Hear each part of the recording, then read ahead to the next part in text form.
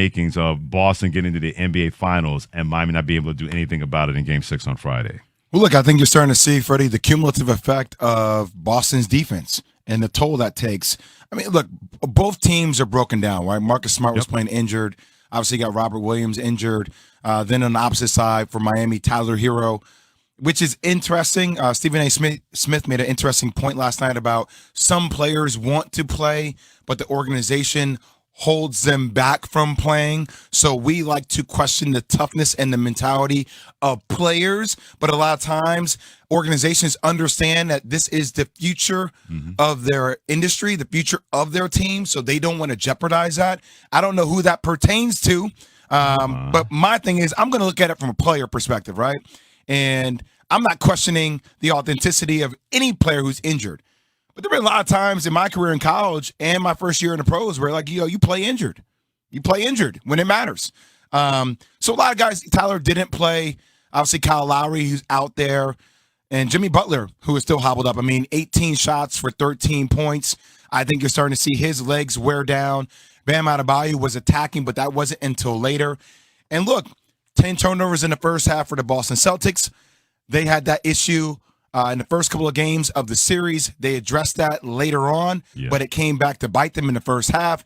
It was a ball game. Derek White, Al Horford kept them in the game individually. And then when Jason Tatum and Jaylen Brown, a duo that a lot of people tried to break up in January and have been on a mission, Freddie, to break up since they've been together, right? Like, it's always been questions around which one would you take and can they coexist and which one is the alpha. And I'm sitting there saying just appreciate both. Sure. Both are incredible. Jaylen Brown, who's been a two-way player in this game for a long time. Jason Tatum, who has now become a two-way player where he's locking down. And look at the people that they've gone through. Kevin Durant, Kyrie, Giannis, right, who's one of the most dominant players we have in the history of basketball. And now this with the Miami Heat, I think you're seeing the better team pull away, now having a chance to close it out at home for Game 6. This really exacerbates something that you mentioned because you talked about early in the show, Jay Will, about duos and what Jaylen Brown and Jason Tatum and people trying to separate those two, people trying to separate Kyrie Irving and Kevin Durant. If you're the Miami Heat, you need a duo. It can't just be Jimmy Butler and the Jimmyettes. That can't happen in the Eastern Conference because Milwaukee has a duo when they're healthy, Giannis and Chris Middleton. Atlanta has a duo when it comes to Trae Young, and you can say John Collins or Trae Young and somebody else. At least there's a duo there. You look at Miami, and as tough and as physical, mentally tough that they are, more than ever before, you need two. You can't just have one and hope. The days of a Dirk Nowitzki situation when he won a championship to Dallas Mavericks, that only happened one time. If that doesn't really crystallize what Miami may have to do in free agency, Jay Will, last night, and whether they win this series or not, and I don't think they're going to win it. I think this series over by Game 6 on Friday. You got to find somebody else, but it's not just Jimmy and the Jimmyettes. It's got to be Jimmy Butler and somebody else. And you made this point before we got started. Very interesting that Joel Embiid put out on Twitter about, hey, you guys need somebody else. You know, he was being funny, but maybe he was not being funny because this is not funny in Miami. You need somebody else to go with Jimmy Butler. Well, regardless of whether he was being funny or not, now you hear Joel Embiid's name mentioned around the Miami Heat need another star, and it just starts to chirping, Freddie. And I said it here on the show, and I'm not saying it's going to happen because I don't see Joel Embiid leaving Philly, right? Right. But it does. I like when players apply pressure. We as the public, we apply pressure to players all the time. You got to win, and championships matter, and how you do it matters. Are you leaving, going somewhere else, or are people coming to you, right? And like we glorify when people go, like Giannis, right, staying in Milwaukee. Oh, you got a championship on your own. You did it with that team. And we vilify other guys who leave other places, but what we don't do is we don't hold franchises, front offices accountable to the same degree that we do the players. So this is a player saying, hey, Miami needs another star. And it starts a conversation around, hey, Philadelphia, what are we doing? Is James Harden really that answer? Nope. Not Are we going right to pay him max dollars, Daryl Morey? I wouldn't. Are you going to go after and get a guy like a Bradley Beal to be the piece that we know we truly need in addition to James Harden? So it applies pressure. We led into this segment with J. Cole. That is a J. Cole song name, right? And I like when players do that. So look, the whole narrative is old for me now, and I admit publicly that I became a person that fell into it about Jimmy Butler being the best player on a world championship team. I do believe that Jimmy Butler's mentality is a best player mentality that could lead the Miami Heat to a world championship, but you can't have Tyler Hero go MIA when it comes time for playoff basketball.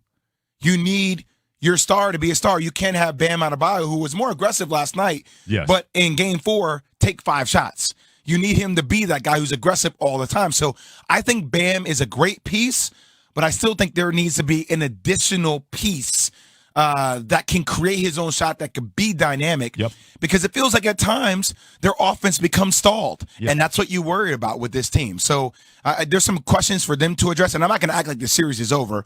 They still have a legit shot to win in Boston, but I do believe that Boston will be the favorite to win it and get to the NBA Finals. Jay Will, Freddie Coleman, and for Max Kelman here on Keyshawn, Jay Will, and Max on ESPN Radio, the ESPN app, and ESPN2. I'm going to stay right there in terms of not so much the series being over. I still think Boston closes out in 6. I do trust that Miami's going to play a lot better, but I'm also going to trust that Boston's not going to have those mindless turnovers that we've seen from this basketball team so far, especially early on, because last time thinking, what are y'all doing trying to dribble between 2, 3, and 4 people? Then when they got their act together, we saw that talent take center stage because, to your point, they had guys that could create their own shot. Jalen can do it. Jason can do it. Marcus can do it. Even Al Horford can do it. We saw one play where he got a rebound, Jay Will, 1-on-3, and he said, I got the advantage. Pushed it. I got it. I score, and one. Count the basket. He's high-fiving his teammates and everything like that and completes the three-point play. You didn't see that from Miami last night because Jimmy Butler can create his own shot, but he's compromised. The only other guy that could do that was Victor Oladipo, and that's a problem if you're Miami. Bam Adebayo, much as I like him, Jay Will, he can't be a second-best player. He's got to be a third-best guy where he can step up and do those kind of things. When you need another deuce to go at your number one and you don't have that right now, then you run into what happened last night where they're jacking up threes because that was the only shot that was available, and they didn't have guys that can make those kind of shots.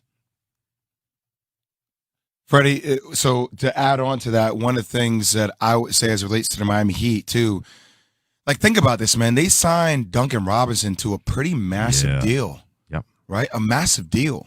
And one of the things that I think we've learned throughout the playoffs is that Eric Spoelstra didn't feel comfortable with him being on the court a lot because of how he was being targeted on the defensive end. So that takes away a lot of your shooting. So now you got Kyle Lowry, who's playing injured. And, you know, look, so you got Jimmy Butler, who it feels like he's getting worn down, even though he's a very special talent and has been on an incredible run. I do feel like they caught lightning in a bottle in the bubble, but still, takes nothing away from them. They got to an NBA Finals. But when Max Strus and Kyle Lowry are 0 of 15, you're not going to win a game, right? And you talk about their last 2 games, Freddie, they're 1 of 28 from the field. Is that bad? Of 28 from the field in game 4 and game 5. Now, we talk about, to keep it simplistic, you need dudes to win.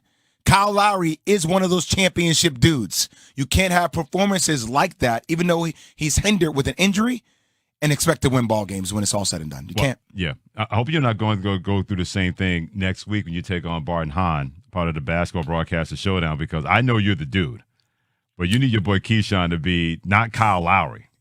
Not Bam Adebayo. Leave my teammate alone, Freddie. I'm just putting it out there because we have the video evidence. You guys down on the Duke campus at Cameron Indoor Stadium getting ready to take on Bart Scott and Alan Hahn next Wednesday, part of the Basketball Broadcaster charity event, the 2-on-2 challenge on June 1st.